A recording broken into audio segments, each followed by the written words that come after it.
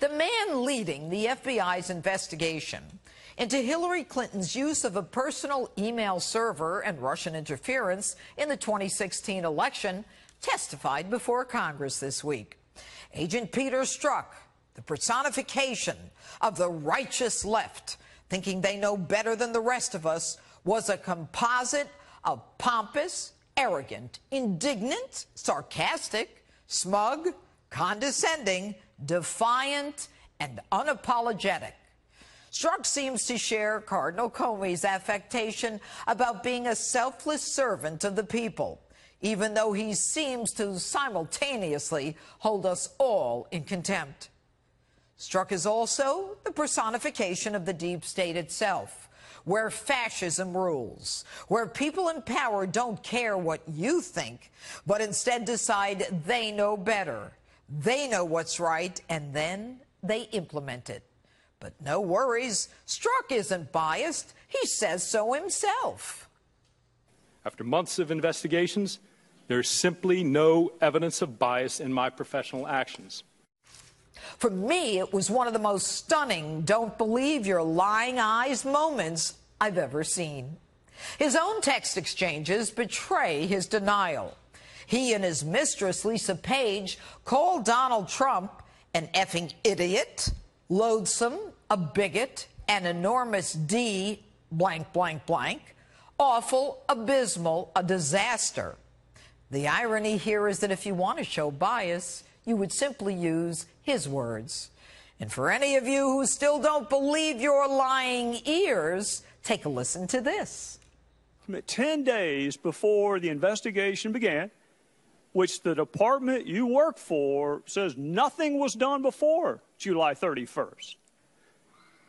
You said Trump is a disaster. I have no idea how destabilizing his presidency would be. Between July 31st and August 8th, how many interviews did you conduct related to the alleged collusion between Russia and the Trump campaign? I'm asking for a number. I haven't gotten to the names. How many people had you interviewed? That counsel of the FBI, based on the special counsel's equities, have directed me not to answer any questions about the ongoing investigation into Russian attempts to interfere. So he's directed not to answer any questions by counsel for the FBI. So why is this important? Why would it be important to show the investigation began before the FBI said it did? Why?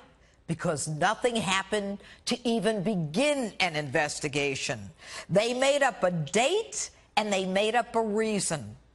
The Democrats in Congress knew the danger zone they were in and desperately tried to use every excuse to end the questions. And so pandemonium broke out in the House of Representatives. The pent-up rage and the pandemonium was an example of how angry the left is. And while the Republicans conducted themselves in a genteel manner, the Democrats, claiming parliamentary points of order, blew their collective gasket. So Strzok arrogantly claims he's following FBI protocol. They told him not to say anything. But 6 hours later, he's shown yet again to be a liar and is allowed to answer the question that goes to the heart of the basis for this absurd investigation into Donald Trump's alleged connection with Russia. And when given the green light, here's Strzok's answer. Agent Strzok, between July 31st, 2016 and August 6, 2016, how many witness interviews did you conduct as part of the Russia-Trump campaign alleged collusion investigation? I don't recall, and I'd have to check the case file.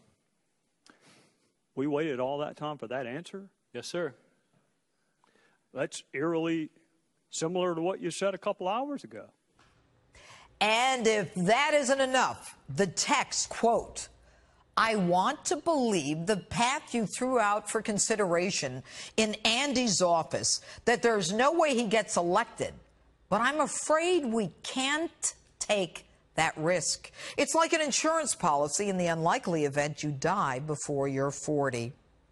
So Strzok wasn't trying to prevent Trump from winning. What he was doing was even worse. He was talking about having a plan to effectively disenfranchise the voters who elected Trump should Trump win.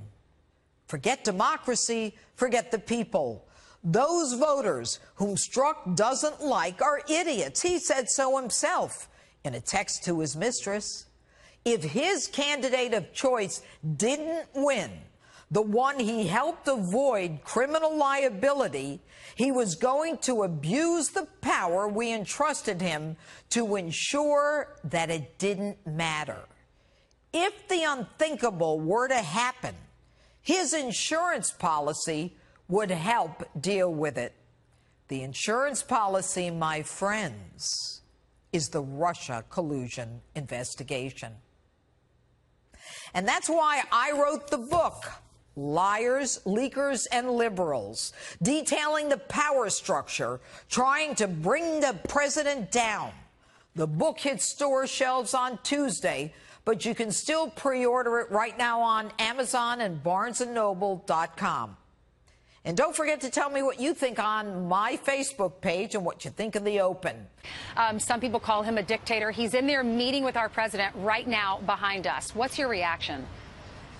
I don't think that President Trump is under any illusion about who he's dealing with. But I will tell you this, that Americans in flyover country are far more confident that we have an American president who's putting American interests first, defending our sovereignty in this meeting and meetings with European leaders and around the world.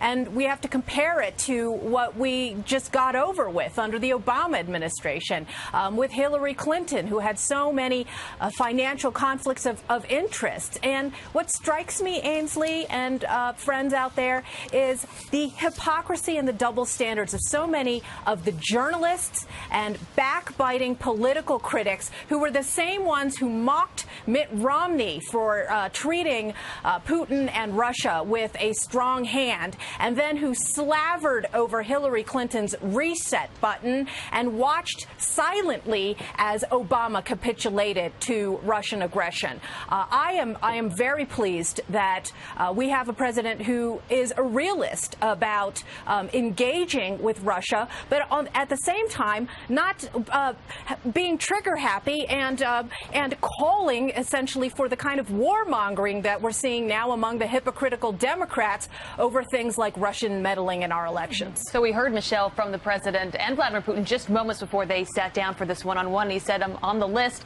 of course, is going to be trade, military nukes, and China, their mutual friend, President Xi Jinping of China.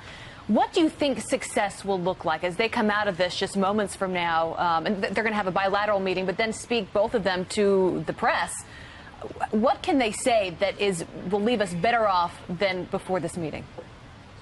Well, obviously, success means agreeing on the things where we have common mutual interests, and at the same time being blunt, which President Trump is very good at, where we have to protect our interests, and they do not coincide with Russia's. So, yes, talking about strategic arms control, yes, talking about where we can cooperate on counterterrorism, and making sure that behind the scenes that we are clear that we are not in favor, of course, of Russia unfettered in expanding its sphere of influence. You know, what also is interesting is the president keeps talking about the Space Force. Evidently, that gets the Russians nervous.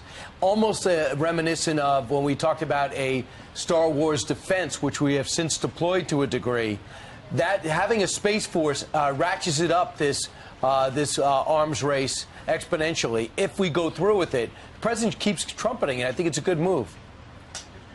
I think so, too. I think it shows that we're serious about flexing our muscle when we need to and being unapologetic about doing so in the face of Putin.